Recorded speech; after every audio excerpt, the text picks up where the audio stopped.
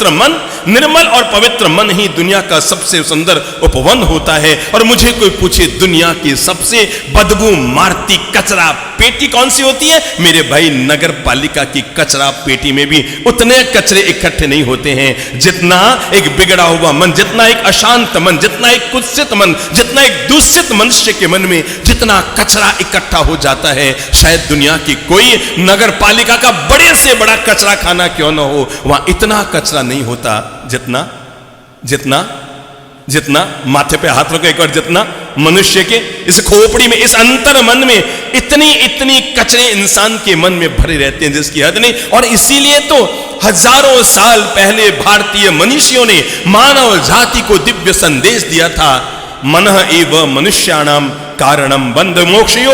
मन ही मनुष्य के बंधन का कारण है, मन ही मनुष्य के मोक्ष का कारण है। सुधरा हुआ मन मनुष्य के लिए मोक्ष का कारण बनता है, बिगड़ा हुआ मन मनुष्य के लिए बंधन का कारण बनता है। सुधरा मन तो सुधरा जीवन। बोलो, सुधरा मन तो सुधरा जीवन, सुधरा मन तो सुधरा वचन, सुधरा मन तो सुधरा तन, सुधरा मन तो सुधरा जीवन। और बिगड़ा मन तो बिगड़ा वचन, बिगड़ा मन तो बिगड़ा तन, बिगड़ा मन तो बिगड़ा जीवन। जिंदगी को अगर सुधारना है तो आदमी के मन को सुधारना बहुत जरूरी है। दुनिया को अगर सुधारना है तो आदमी के मन को सुधारना बहुत जरूरी है। परिवार को अगर सुधारना है तो आदमी के मन को सुधारना बहुत जरूरी है। समाज को अगर सुधारना है तो आदमी के मन को सुधारना बहुत जरूरी है। और अपने आप को भी अगर सुधारना है तो उसके लिए इंसान के मन को सुधारना बहुत जरूरी है। अगर मन सुधरा तो सबको सुधर गए, और मन बिगड़ा तो मन चंगा तो कठौती में गंगा।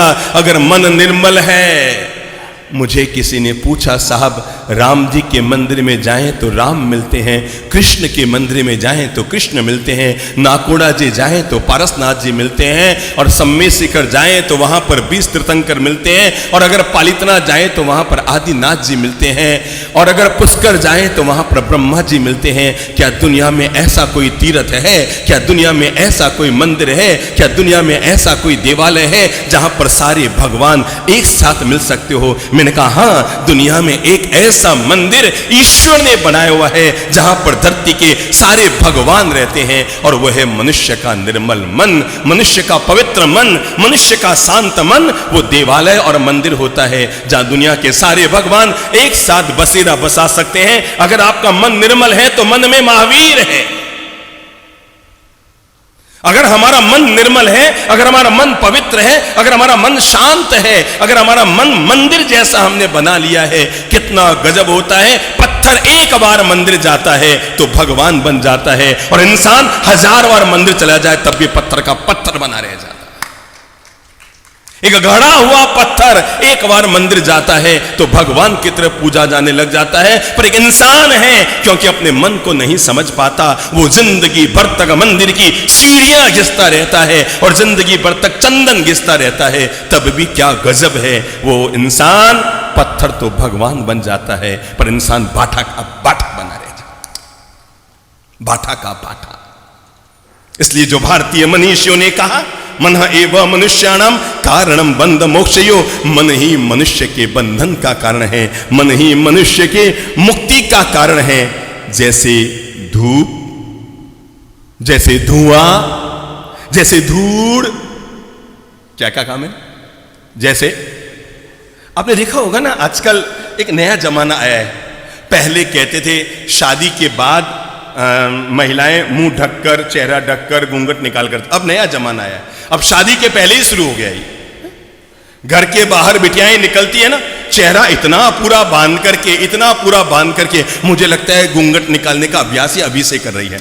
और किसके लिए, किन चीजों से बचने के लिए? धूप से बचने के लिए, नंबर 1। और नंबर 2, धूड़े से बचने के लिए। धूड़ समझ गया, मिट्टी, धूप, धूड़ो और धुआं।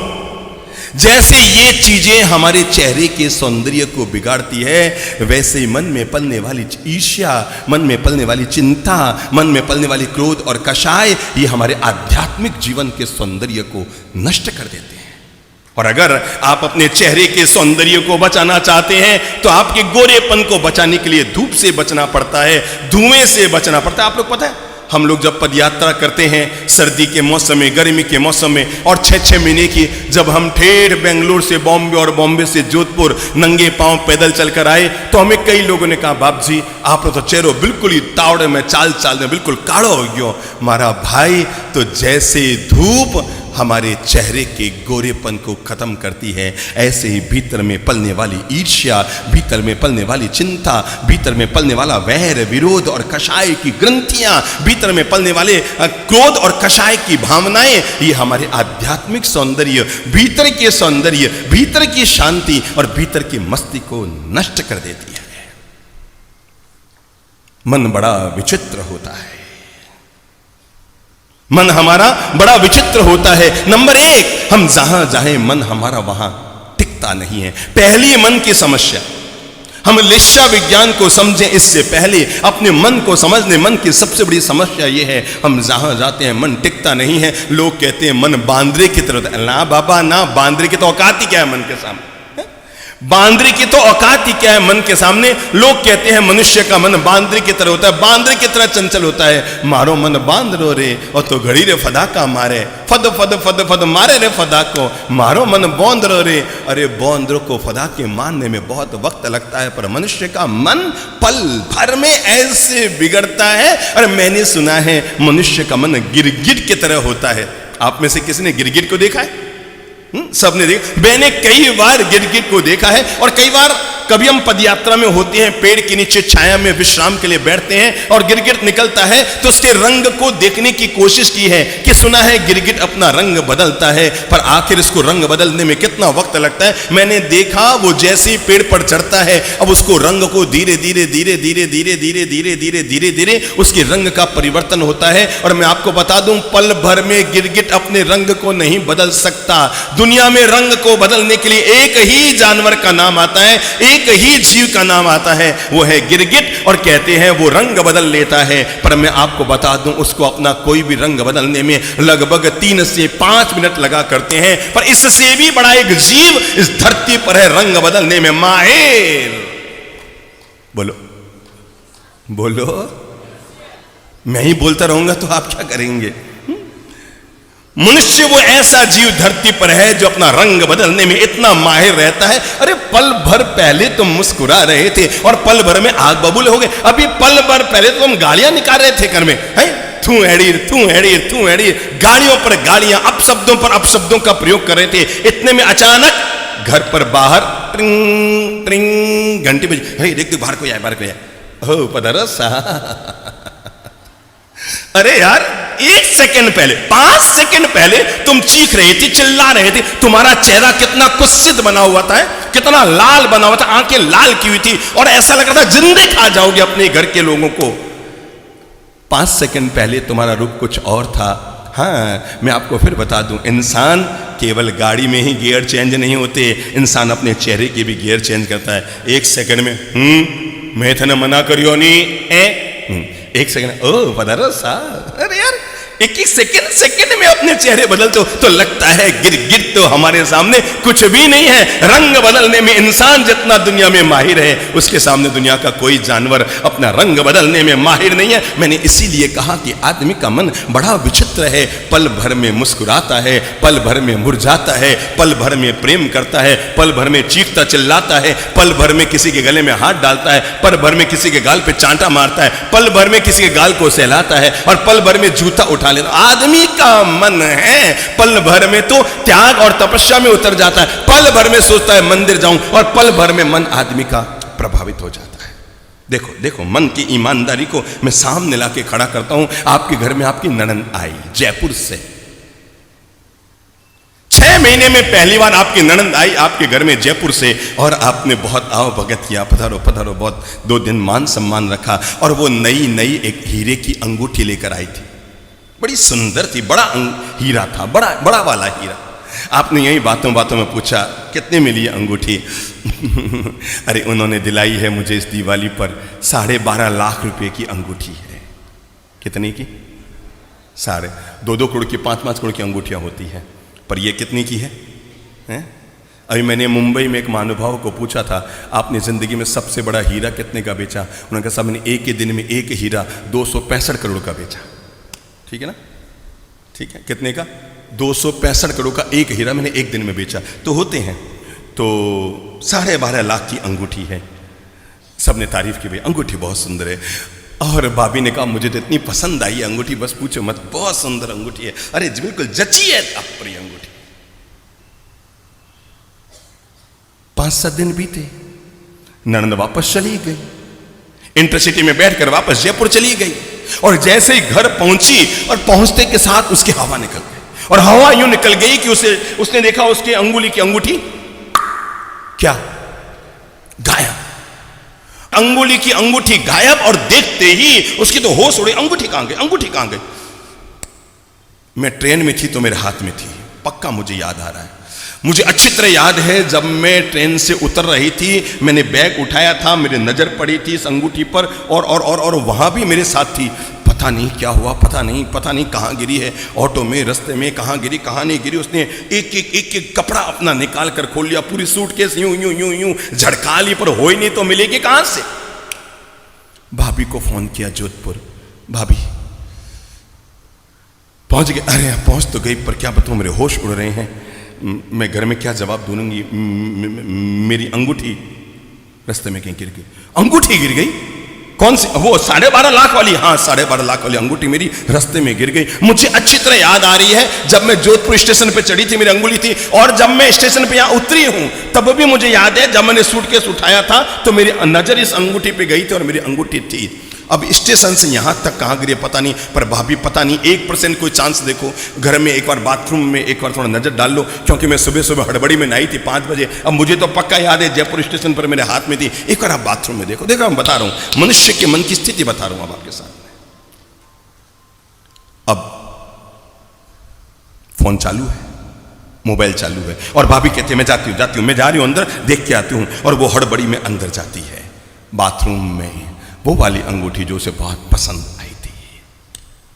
बाथरूम में गई, सामने आले में वो वाली अंगूठी पड़ी है।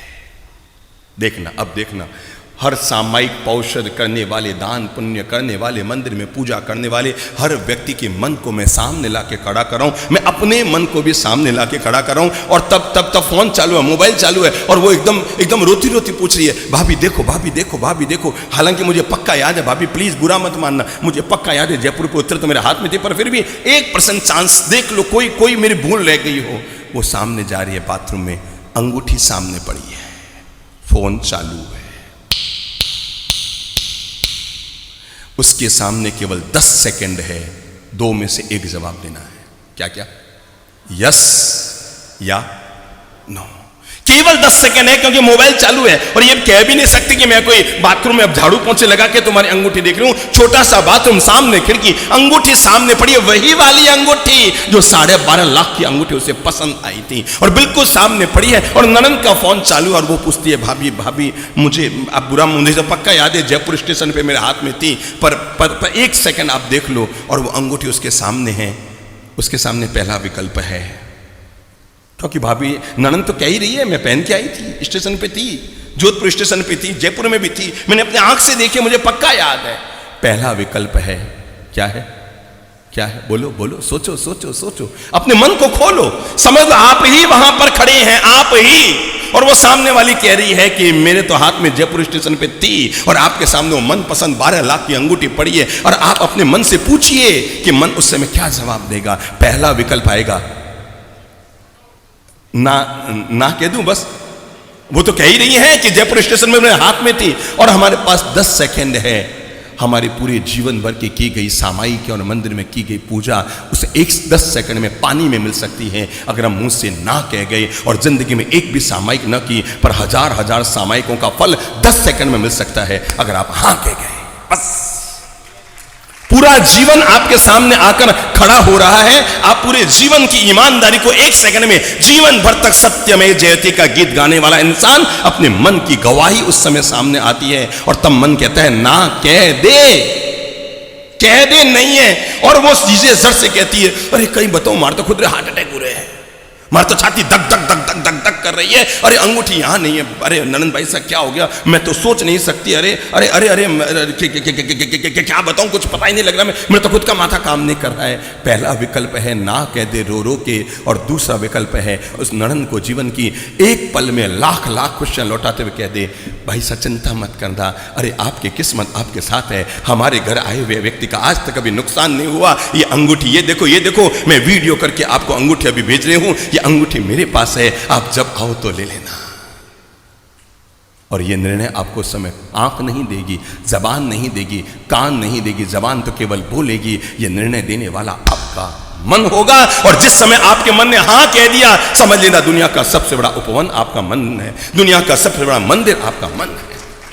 जिस समय आप हाँ कहने की हिम्मत करके कि हाँ हाँ ननंद जी, हाँ हाँ विमला, यही यही यही है, मेरे हाथ में वो अंगूठी है, समझ लेना भगवान आपके दिल में आकर बस गया, बस गया। मैंने कहा मनुष्य का मन, हाँ मेरे भाई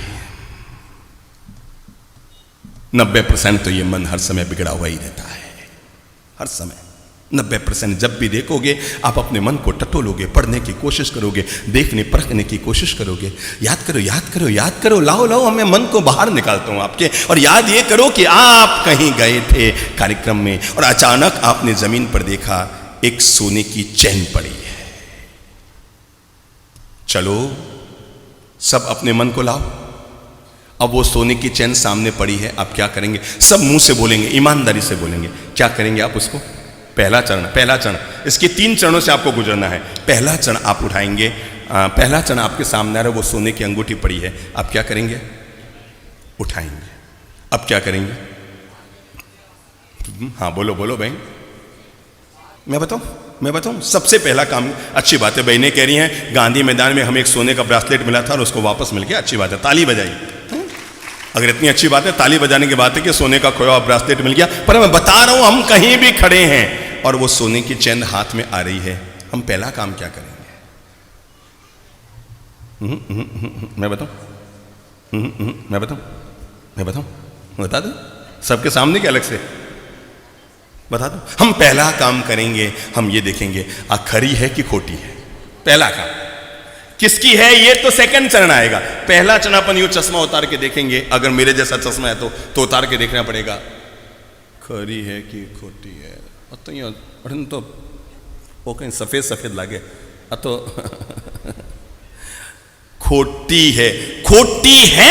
दिमाग में जैसी आया कि हम पूछेंगे आज सोने की चैन किसकी, और अगर दिमाग में एक पल के लिए जवाब आया खरी है तो फिर हम 3 सेकंड रुकेंगे, पूछूं कि हड़पूं। दिमाग में जो ये मन है, मनुष्य का मन है, मैं यही तो कहना चाहता हूं, इसी मन में देवालय है, इसी मन में वेश्यालय है। ये मनुष्य का मन है, इसी मन में जिनालय है, इसी मन में देवालय है, इसी मन में भगवान और इसी मन में शैतान है। और जो आज से 2600 साल पहले भगवान श्री महावीर ने मानव जाति को लेश्या विज्ञान दिया था, उस लेश्या विज्ञान का मूल आधार यही था, मनुष्य के मन की बनती और बिगड़ती स्थितियां। पल पल जो मनुष्य अपने मन की स्थितियों को सुधारता है और पल पल जो मनुष्य अपने मन की स्थितियों को बिगाड़ता है, ये पल पल बनने बिगड़ने वाली स्थितियां। हमारे पास जब कोई दीक्षा लेने वाले भाई बहन आते हैं और आकर कहते हैं महाराज साहब जी हम रोज आपकी किताबें पढ़ते हैं, मैं अब दीक्षा ले रहा हूं, आप हमारे लिए जीवन का कोई संदेश दीजिए कि जिसे हम जीवन भर याद रखें। तो हम एक ही बात उन्हें कहते हैं कि भाई आपने जहां ले रहे हैं वहां भी अच्छी बातें सीखी होगी, और आप कहते हैं हमारी खूब किताबें पढ़ते हैं तो जरूर आपने जीवन का ज्ञान तो पा ही लिया होगा, पर आप दीक्षा लेने जा रहे हैं तो केवल एक मंत्र जीवन भर याद रखना, बाकी जो इच्छा हो सो करना, जैसा हो वैसा कर लेना, लोच हो जाए अच्छी बात है, लगता है शरीर साथ नहीं देता है तो अन्य विकल्प इंसान ढूंढ ले, कोई बहुत बड़ा पाप नहीं होगा। पर अगर पदयात्रा हो जाए तो अच्छी बात है, पर पदयात्रा ना हो पाई तो व्हील चेयर में भी इंसान चल गया, गाड़ी निकल जाएगी। पर एक बात ध्यान रखना जिंदगी में, और वो इतनी सी बात है कि जिस वैराग्य भावना के साथ तुम परमात्मा के रास्ते पर आ रहे हो, जिंदगी में कुछ भी हाथ से चला जाए पर इस वैराग्य को भी हाथ से मत जाने देना। क्योंकि होता यह है कि जब हम संत बनते हैं ना, जब हम संत बनते हैं तो लोग हमसे पूछते हैं क्यों महाराज बने, तो मैं भी कहा, मेरे बगल वालों ने कहा, सबने यही कहा, मन मोक्ष में जाओ, मन मोक्ष में जाओ। किसी से भी पूछो संत बनने वाले लड़के लड़की से क्यों बन रहे हो, तो वो सीधा कहेगा मोक्ष में जाना है।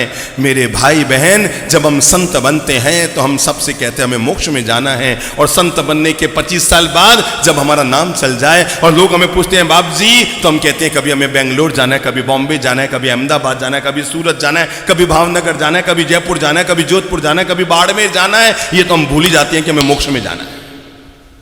बाकी दुनिया का कहां कहां जाना है सब हमें याद रह जाता है, पर हमें मोक्ष में जाना है ये इंसान को याद नहीं रह पाता। इसलिए मेरे भाई, अपने मन को थोड़ा सा हम ठीक कर लेते हैं। आदमी के मन का नेगेटिव पक्ष, आदमी के मन का पॉजिटिव पक्ष, दोनों में आपके सामने पेश करता हूं और उसके बाद हम चलते हैं मनुष्य के मन के लिशा विज्ञान पर। आदमी के मन का पहला कमजोर पक्ष होता है। आदमी के कई तरह के नेगेटिव मन होते हैं, कमजोर मन होते हैं, और उन मनों में एक मन है और वो होता है आदमी का कामुक मन। कौन सा मन?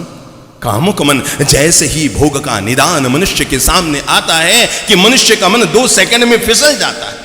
यूं तो कहने के नाम पर वो अपने आप को बहुत बड़ा सील शिरोमणि कहता होगा, पर जैसे ही निमित्त सामने आता है आदमी का छिपा हुआ मन जागृत, अरे वो तो धन्य है विजय सेठ और विजया सेठानी।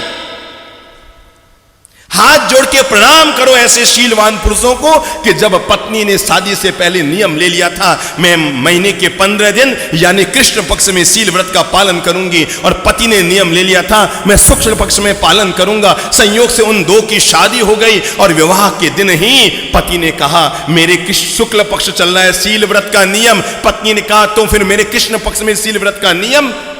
पत्नी ने लाख समझाया अपने पति को कि आप दूसरा विवाह कर लो, लेकिन वो विजय सेठ खड़ा होकर कहता है अगर तुम्हारा नियम ये है कि कृष्ण पक्ष में तुम शील व्रत का पालन करोगे और मेरा नियम ये है कि शुक्ल पक्ष में शील व्रत का पालन करूंगा, चलो खड़े हो। अब कुछ समय पहले तो हमने शादी का हाथ में हाथ डालकर व्रत लिया था, आज नया व्रत लेते हैं। और तो वो पति पत्नी विजय सेठ विजया सेठानी दोनों खड़े होते हैं और एक दूसरे के हाथ में हाथ डालकर विवाह का जो नियम लिया था वो तो पीछे चला गया, और हाथ में हाथ डालकर कहते हैं लो हम नए जीवन की शुरुआत करते हैं, आजीवन शील व्रत का हम पालन करते हैं। ये धन्य हो जाती है मानवता तब जब इस तरह के शील गुणवान लोग धरती पर पैदा होते हैं। अरे ऐसे शावक को तो शीश नमाने के लिए संत भी तत्पर रहते हैं। वे श्रावक तो संतों से भी महान बन जाते हैं। लेकिन मनुष्य के मन की सबसे पहली अगर कमजोरी होती है तो वो है मनुष्य के मन में पलने वाला कामुक मन। मन का नेगेटिव पक्ष है मनुष्य के मन में पलने वाला कामुक मन। मन का सुधरा हुआ पॉजिटिव पक्ष है मनुष्य के मन में पलने वाला संयमी मन। कौन सा मन? दिमाग में लो दोनों शब्दों को। मन का नेगेटिव पक्ष, मन की कमजोरी, मन का उलझाव, मन का दोष क्या है? पहला कामुक मन। हर पल प्रतिपल छोटा सा निमित्त पाते ही हमारे अंतर्मन में। अभी हम मुंबई में थे तो एक बार हम लोग वहां ठहरे हुए थे, क्या नाम, सांता क्रूज में। तो उस बाजू के एरिया का नाम क्या है? सांता क्रूज के बाजू के एरिया जहाँ फिल्म सिटी है और फिल्मों वाले लोग खूब सारे रहते हैं, बांद्रा ये सब। हाँ, जू जू जू जू। अब मुंबई में क्या इतनी लंबी चौड़ी मुंबई नाम याद नहीं रहते। तो हम जूहू के पास ठहरे हुए थे तो सुबह सुबह एक परिवार आया हुआ था तो वो जूहू चौपाटी पर घूमने के लिए गया। साथ में 20 साल का बेटा था, वो आया, अरे बाप जी आज तो घना मजा आया। मैं क्या कहीं, अरे बाप जी एक फिल्म अभिनेत्री का नाम बताया, मैं नाम नहीं बोलूंगा। उन्होंने कहा वो वाली फिल्म अभिनेत्री मिली वहाँ जूहू चौपाटी पे मॉर्निंग वॉक करने आई। हम भी चल रहे थे बाप जी, और हमने देखा बाप जी उसकी गोद में एक छोटा सा पिल्ला था, उसको यूं यूं यूं यूं यूं यूं कर रही थी। छोटा सा पिल्ला गोद में लेकर चल रही थी, यूं यूं कर रही थी। मैंने यूं ही पूछा, मैंने कहा बेटा एक बात बता कि क्या? मैं क्या उसको देखकर तेरे मन में क्या आया है बाबूजी? मैं क्या ईमानदारी से बता क्या आया है बाबूजी? मैंने कहा तेरे मन में आया ना मैं भी पिल्ला होता। हाँ बाबूजी मेरे मन को आप पड़ गए। मनुष्य के मन की कमजोरी। मैंने कहा मनुष्य के मन को दो दोष, नेगेटिव पक्ष पॉजिटिव, नकारात्मक सकारात्मक, सुधरा हुआ मन बिगड़ा हुआ मन। तो बिगड़े हुए मन की पहली कमजोरी क्या? बोलो बोलो बोलो बोलो। कामुक मन। मनुष्य के भीतर एक सोया हुआ और छुपा हुआ मन रहता है। यूं तो कहने के नाम पर हम सभी लोग अच्छा जीवन जीते हैं। जितना हम अपने आप को, आदमी बाहर से जितना अच्छा होता है, अगर उसका मन भी उतना अच्छा हो जाए तो आदमी को इसी जन्म में मोक्ष हो जाए। जितना आदमी बाहर अपने आप को क्लीन चिट देता है, जितना बाहर सुधरा हुआ अपने आप को साबित करता है, जितना अच्छा अपने आप को बाहर से इंसान साबित करता है, अगर उसका मन इतना अच्छा हो जाए तो बेड़ा पार हो जाए। पर इंसान की पहली कमजोरी कामुक मन। बोलो कौन सा मन? कामुक मन। ये मन के ही परिणाम है कि एक ही देवी दो के सामने प्रकट हुई थी, वही मेनका आई थी विश्वामित्र के सामने, और वही मेनका आई थी अर्जुन के सामने। एक संत थे, एक गृहस्थ थे, लेकिन ये मन के परिणाम है कि मेनका संत बने हुए विश्वामित्र को तो डिगा गई, पर घर में बैठे हुए अर्जुन को डिगा नहीं पाई। इसके पीछे न तो संत का दोष है, न गृहस्थ की खासियत है, इसके पीछे आदमी के मन के सब परिणाम है।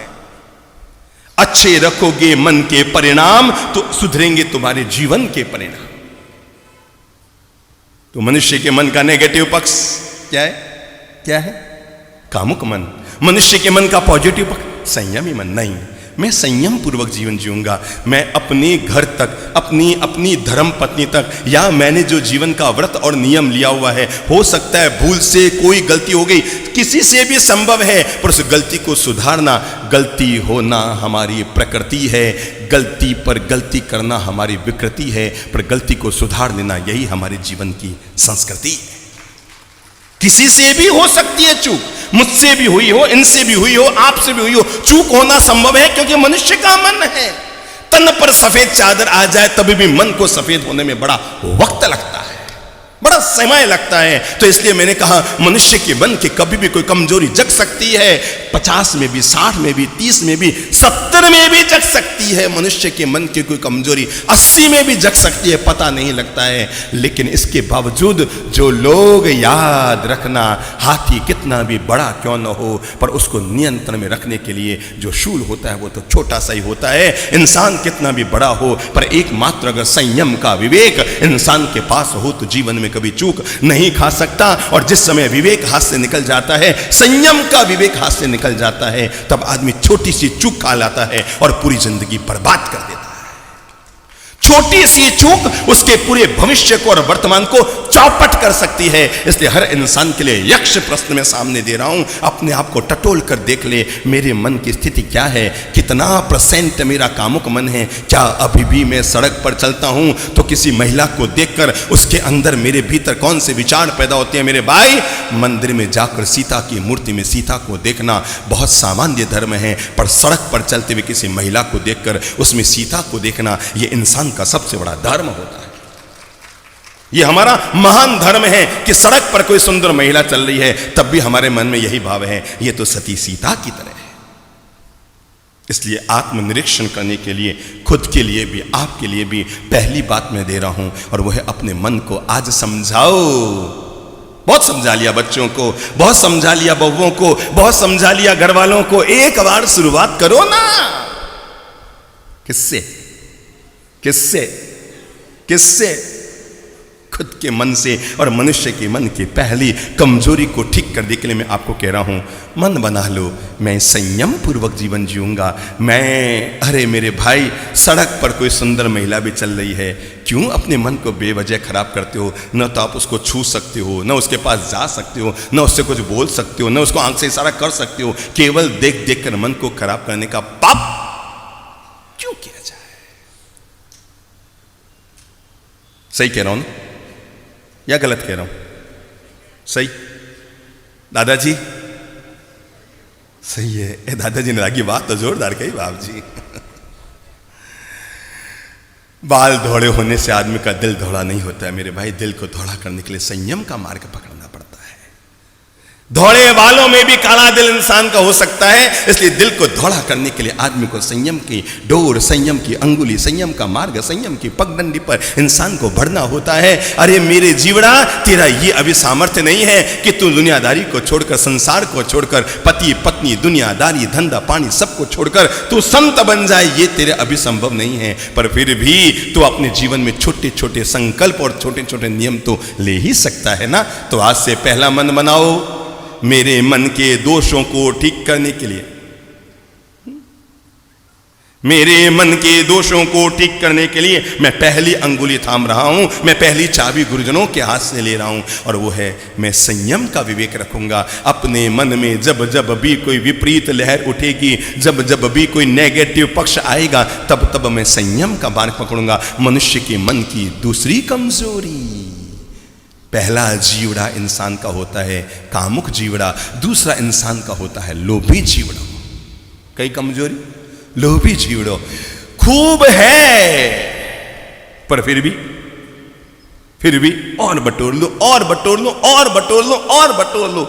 अरे मेरे भाई, किसी आदमी ने गलत काम करके धन कमाया, अगर वो रुक गया होता तो शायद नहीं फंसता, पर उसमें लगा ही रहा, और कमा लूं, और कमा लूं, और कमा लूं, और 100 दिन सोनार की होती है, पर एक दिन तो हो ही जाती है। तो कब किसके साथ आएगा ये पता दे लगता है, और आप नहीं जानते। अगर आपने गलत कर्म करके किसी तरह का धन कमाया, आपने बच्चों को दिया, आपने पोते पोतियों को दिया, आपने नातियों को दिया, आपने अपनी पत्नी को दिया, एक बार पूरे परिवार को इकट्ठा होकर पूछना, वाल्मीकि डाकू की तरह इकट्ठा करके पूरे परिवार को पूछना कि मैंने तुम सब लोगों को सुख देने के लिए, सुविधाएं देने के लिए, तुम्हें जीवन के सुख देने के लिए मैंने 1000 तरह के पाप किए, मेरे सुख को तुम सब ने बांटा है। एक बात बताओ, जब इन पापों का उदय आएगा, इन कर्मों को बांटने वाला कोई है? और अगर पत्नी हां कह दे तो आके मुझे जरूर बताना। बच्चे अगर हां कह दे कि जब मुझे कभी लकवा हो जाएगा, जब मुझे कभी कैंसर हो जाएगा, जब मैं कभी अस्पताल में सड़ रहा होऊंगा, उस समय मुझे बचाने वाला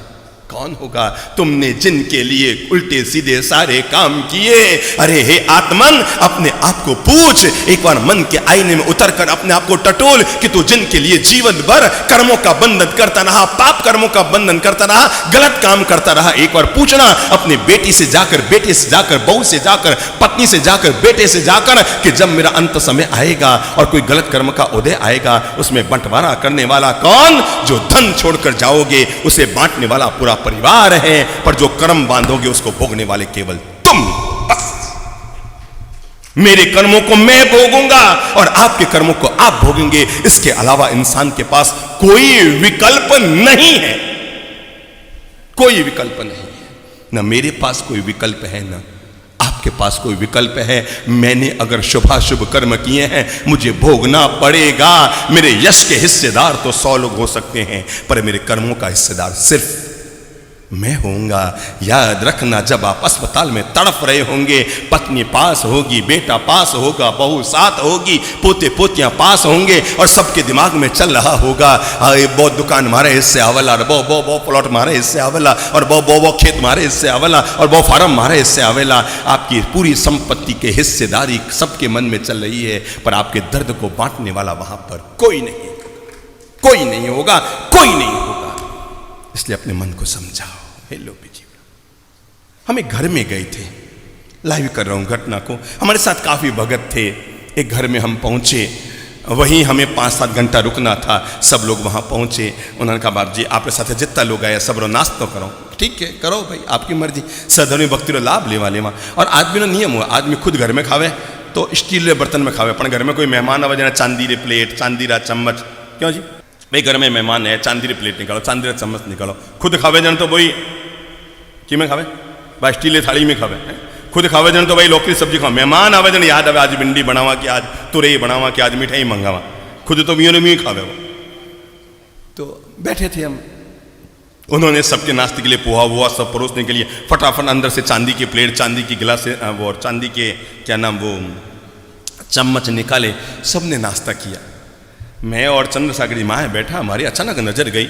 मैं कि उन्होंने से एक जगह हो गई, भगत 10 भक्तों में कौन कम भक्त निकलेगा थोड़ा पता थोड़ी लगता।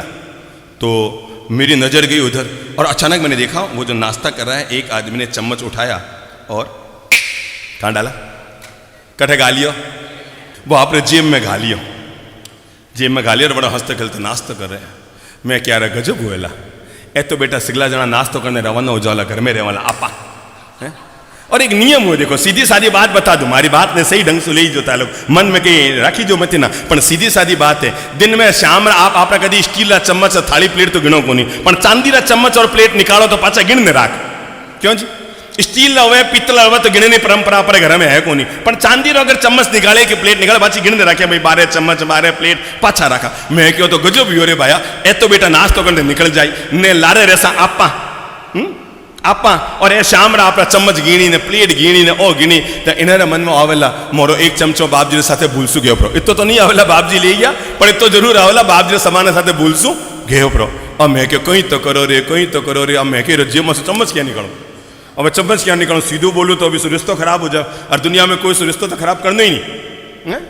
पतो नहीं लागे कणे कहने बाप मनावना पड़े, गधे नहीं कहने बाप मनावना पड़े, पतो नहीं लागे। ये वास्ते दुनिया में जिंदगी में कोई रिश्तो खराब नहीं करना, कणे किसको काम आवे। अब बात शुरू हुई, मैं कहीं करूँ कहीं करूँ कहीं करूँ, मारे खोपड़ी में अचानक विचार है, मैं क्या मैं काम करो ठीक है। मैं सिगले आवाज दी, मैं क्या सब लोग नाश्ते हो गया, हाँ बाप जी हाँ। मैं क्या चलो आओ अब पौन घंटा प्रभु भक्ति करते। क्या करते हैं हम किसी भी घर में जाते हैं, अगर वहाँ 10 मिनट भी बैठते हैं, केवल वहाँ से 2 फुलके नहीं लाते, उन्हें 20 अनमोल विचार या दिव्य सत्संग जरूर देकर आते हैं, ताकि जिस घर से हम 2 रोटी लेकर आए हैं वापस उतार कर जरूर आ जाए। अगर हम 5 मिनट भी बैठते हैं, केवल गप्पेबाजी नहीं करते, 2 अच्छी बात उनके जीवन में ढाल कर आते हैं। अरे और कुछ नहीं तो माता पिता को प्रणाम करने का संस्कार तो हमने कम से कम 10 लाख घरों में दिलाया होगा। तो अब मैं क्यों कहीं करो खोपड़ी लगो, मैं कि एक काम करो आधे घंटा सब जना भक्ति करा आप बैठा, सब जना बैठ गया इकट्ठा होने बैठ गया। अब खूब भजन भक्ति चलने लगी। अब हमारे मुंह में चाले तो भजन, खोपड़ी में चाले तो चम्मच। मैं क्यों ओ मैं जाओ नड़े ओ मैं जाओ नड़े, और मुंडे से भजन गा रहे और खोपड़ी में चाले चमचो, मैं कहो चमचो जाओ नड़े, और मैं करूँ तो कहीं करूँ, करूँ तो कहीं करूँ, करूँ तो नहीं करूँ। मैं अचानक भजन गावनते गावनते करियो, मैं क्या हाँ जी आंख बंद, मेरा मन हो रहा है आज मैं अद्भुत यहाँ कुछ चमत्कार करूँ। हाँ बाबूजी मैं क्या चमत्कार करूं क्या, हाँ बाबूजी मैं क्या अपने गजब का चमत्कार कर रहा हूं कि कहीं, मैं क्या देखो तो सही मैं एक चमत्कार कर रहा हूं। मैंने कहा उसकी बच्चे को, मैंने कहा बेटा वो चांदी का चम्मच ला, वो चांदी का चम्मच लेकर आया। मैं क्या देखो मैं चमत्कार ये करूंगा, 15 सेकंड के अंदर अंदर मैं अद्भुत चमत्कार करने वाला हूं। इस चम्मच को मैं अपने थैली में डालूंगा और आप में से किसी की जेब से निकलाऊंगा। आई आई आई बुद्धि आई, कहीं करा ना माँ के थैले में तो गालू ला और थाके कोई जेब मासू निकलाओला। अब चमत्कार हुएला, अद्भुत चमत्कार हुएला। अब सिगला जना एक दूसरे ने यूं यूं यूं यूं करे, और बाप जी गजब चमत्कार सर देखो तो सही। चम्मच आयो, मैं क्या सब लोग आंख बंद करो, छू मंत्र जादू का कंतर, मुझे छोटे छोटे मंत्र भी आते हैं, सारे मंत्र मैंने बोले, 3 मिनट तक मंत्रों का जाप किया। अपनी चैन, वो बैग होती है ना गले में लटकाते हैं ना, विहार करते हैं, तो वो बैग थी, हमने वो चैन खोली और उसमें चम्मच डाला, चैन को वापस बंद की। मैंने यूं हाथ फेरा, मैंने कहा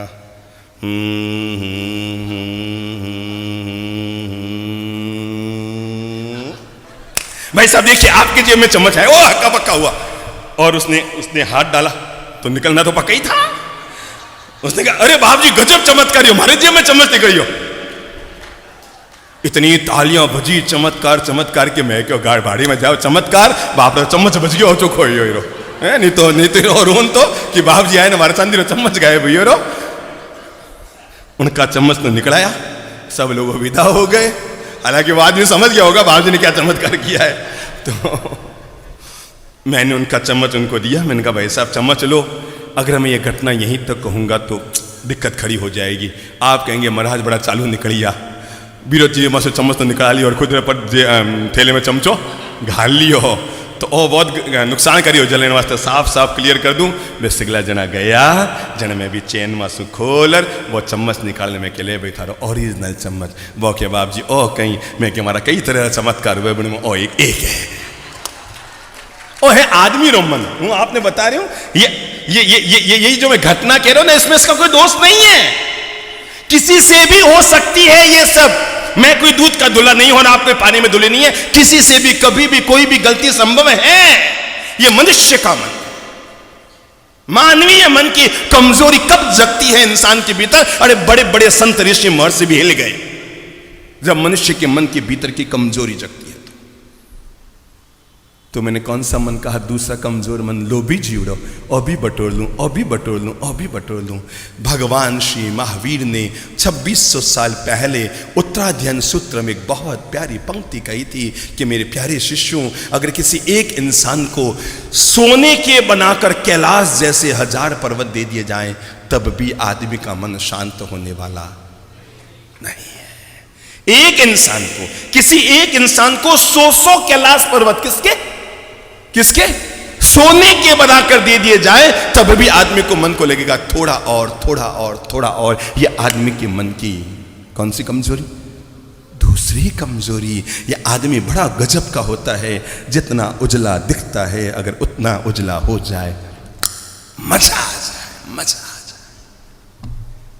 इंसान के मन की तीसरी कमजोरी कंजूस मन।